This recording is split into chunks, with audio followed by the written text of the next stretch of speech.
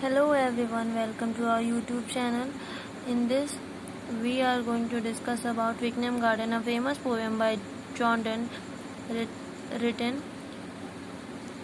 And let's know about John Donne.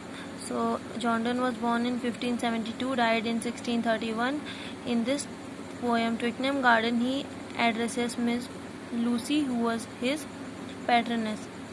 Here, poet is very sad and unhappy. Okay, so let's start the poem.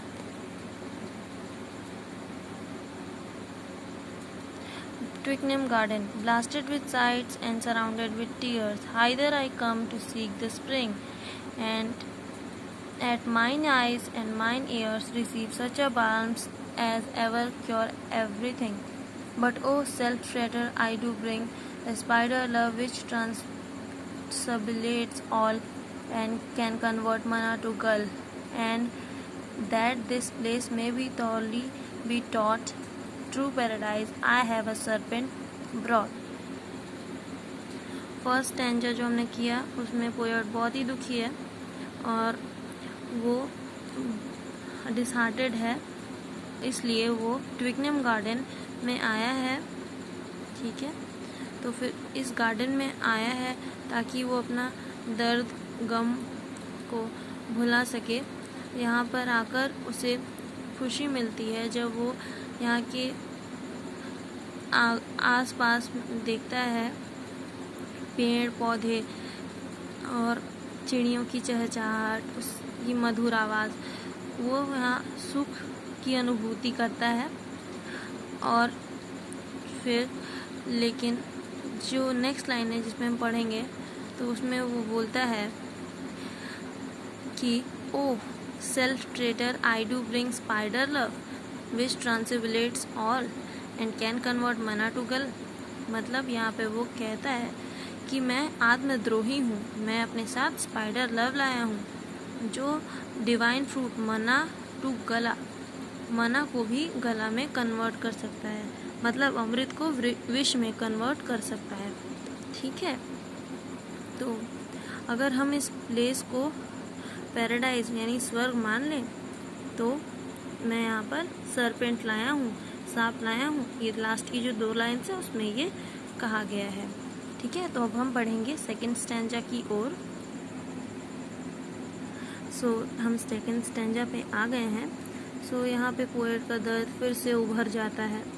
The विवर the whole जोम for me that winter did bainite the glory of this place, and the grey frost did forbid these trees to laugh and mock me to my face, but that I not this disgrace endure not yet leave loving. Love let me some senseless piece of this place be, make me a mandrake, so I may groom here, or a sandstone fermenting weeping by my ear. जैसे कि हमने देखा कि second stanza में poet कहता है कि काश यहाँ की सुंदरता नष्ट हो जाए, यहाँ पर एक बर्फीला तूफान आए, यहाँ की जो पेड़ पौधे हैं जो मेरा मजाक उड़ा रहे हैं वो सब ढक जाएं, सब बर्फ की तूफान से चुप हो जाएं, वो और मेरा मजाक उड़ाना वो बंद कर दें. पर अभी स्प्रिंग सीजन है, अभी सर्दी का मौसम नहीं आया है और ऐसा नहीं हो सकता कि तूफान आए और सब कुछ ढक जाए. तो वो चाहता है, पर वो चाहता है कि अभी वो इस गार्डन से दूर न जाए क्योंकि उसे यहाँ पर शांति और सुकून मिल रहा है. वो चाहता है कि वो एक इस गार्डन का एक सेंसलेस पीस बन जाए, जैसे कि मैंड्रेक ट्री बन जाए जिसके उखाड़ने से रोने की वीपिंग साउंड सुनाई देती है, या फिर एक फाउंटेन बन जाए जिससे वो रोते रोते पूरी अपनी लाइफ गुजार दे. ठीक है, तो उस गार्डन में जिसको नाम है ट्विकनेम गार्डन. ओके, सो अब हम नेक्स्ट स्टैंजा की तरफ बढ़ेंगे जो है last stanza, stanza number 3. First poem की तरह हमारा ये पोएम भी लव के ऊपर है और ये अच्छा भी है. चलो अब नेक्स्ट स्टैंजा अपन स्टार्ट करते हैं. लास्ट है Hither with crystal, what else? Lovers, come and take my tears, which are love wines, and try your mistress's tears at home, for all are false that that taste not just like mine. Alas, hearts do not in eyes shine, nor can you more judge women through by tears than by my shadow.